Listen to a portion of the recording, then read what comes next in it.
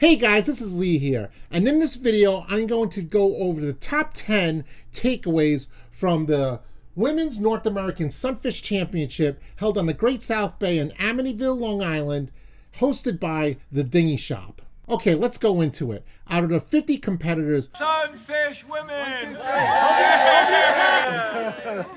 most of the sailors had a 2-to-1 main sheet system. I made a video on how to do it and the advantages and disadvantages, so check that out after you watch this video.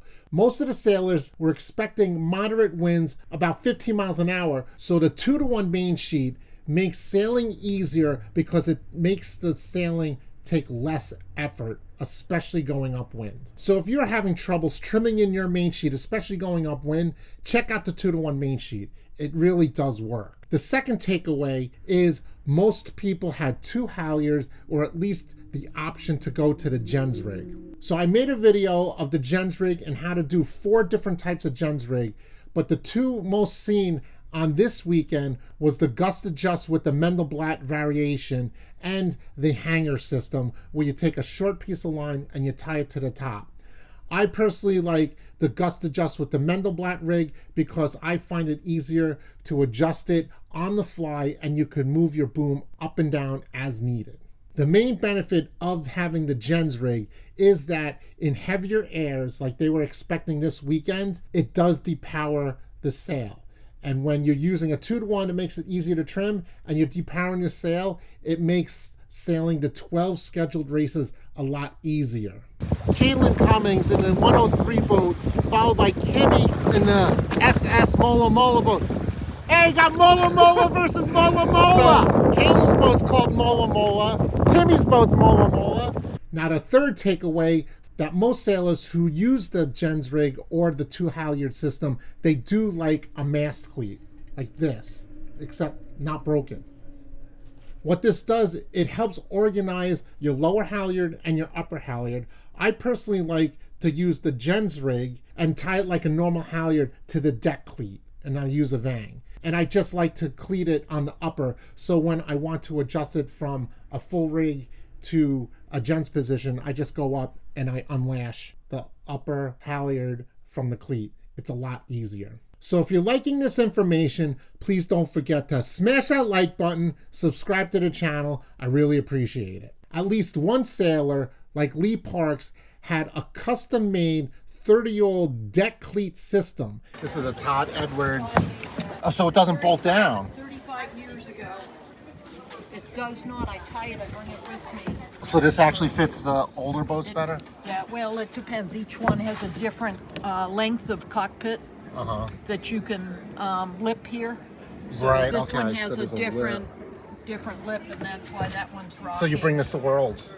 I bring this to the Bermuda Race Week 30 years ago. Wherever you need a cleat. Everywhere I need a cleat. This is nice. And I also have the clip-on. Before they used to do that, I have snap-on. Right. Cleats. Yep. Cool. When you travel, you've got to have. And when you're chartering or borrowing boats and you don't want to be drilling in holes and taking time out to do that, and also making holes in the boat, you can make custom mounts to hold deck cleats and even cleats that attach to the boom. And speaking of borrowing and chartering boats, there were so many people coming from all over the country, including Washington State, like Susan Tillman Berg, and Illinois, like Gretchen Seymour, and countless of other women coming from Florida and New England. When you're traveling, a takeaway that if you want to go and sail in a different area, it's not necessarily that you have to bring your own boat all the time. You can arrange charters. The Dinghy Shop had a few charters available. So this is the way that a lot of people get to travel and sail, and it saves on travel time because traveling with a boat across country takes a long time, so now you could fly in and out to your destination. The sixth takeaway is that with all the rigging modifications, it's best to go and set this up before the regattas and then practice with them. Sometimes the rigs would just get a little bit loose, or they would loosen up, and you have to be able to modify it or tighten it back to where you want before you start racing well again. And now the seventh takeaway, even with all the rigging, and if you have it perfectly, the top sailors had one thing in common. They all made the least amount of mistakes. with 12 races and about 15 starts because of 3 general recalls. You had about 52 mark roundings, about 160 or so jibes, and countless minutes of hiking hard and then sailing downwind and sailing in lulls and pressure plus current. You had to put everything together and be able to make the least amount of mistakes, and that will raise you to the hot top. You could rig all you want, but get on the water, get some tiller time. The more tiller time you get, the better you're going to be.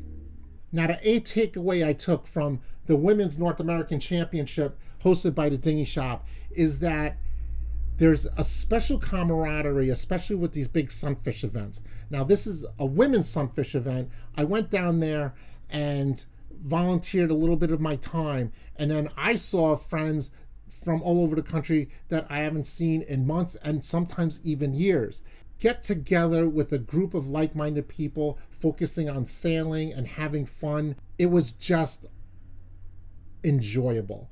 The Dinghy Shop hosted 2 dinners, and one was on Gilgo Beach and also at the Dinghy Shop. Even after sailing, there was nice social events at this regatta. When you go to these regattas, it's not just about racing, even though you seem to talk about sailing all the time.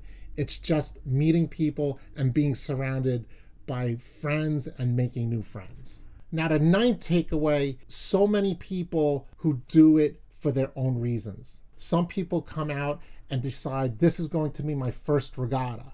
Some people come out and say, I like to be surrounded by women sailors, and they go out and do that.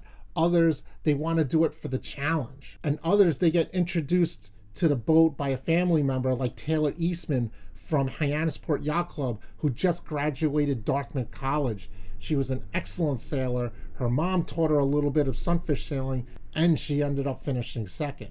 That is an incredible feat, so congratulations to Taylor. Then you have the mom and daughter combination of Lindsay and Keelan Brink.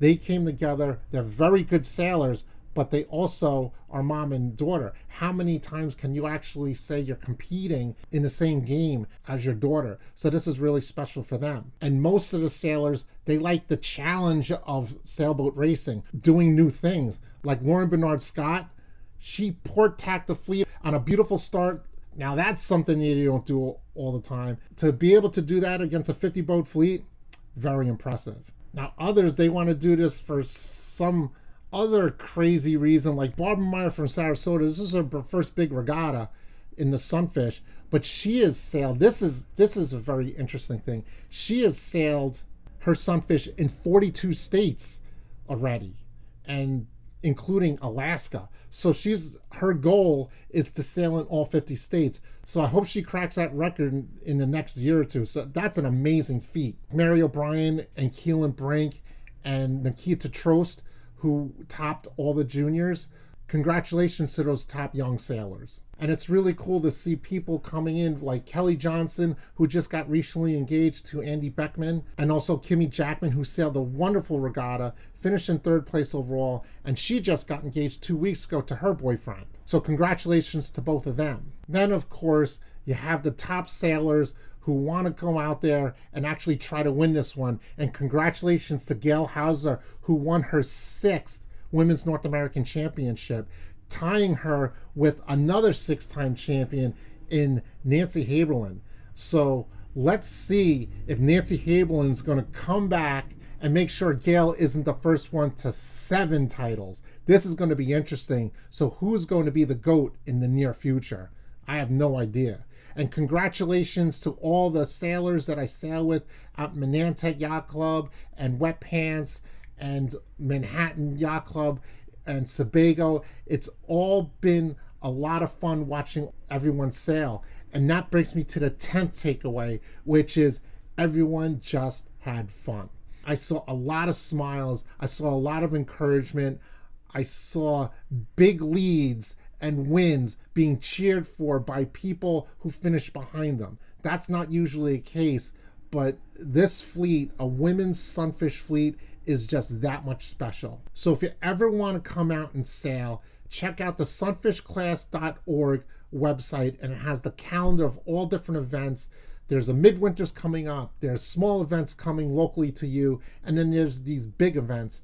And in October of this year, the World Championship held in Rush Creek is coming. If you like this content, don't forget to smash that like button, subscribe to the channel, hit the notification bell so you know when I come out with a new video. I really appreciate it. And if you like this, check out this video right here. This is race number 4. Gail Hausler is crushing downwind. Her speed, look at that. The bow's up. She's in a puff right now. She's going wide. She's going to trim that sail. 5-time champion with the, look at that. She's just an amazing sailor.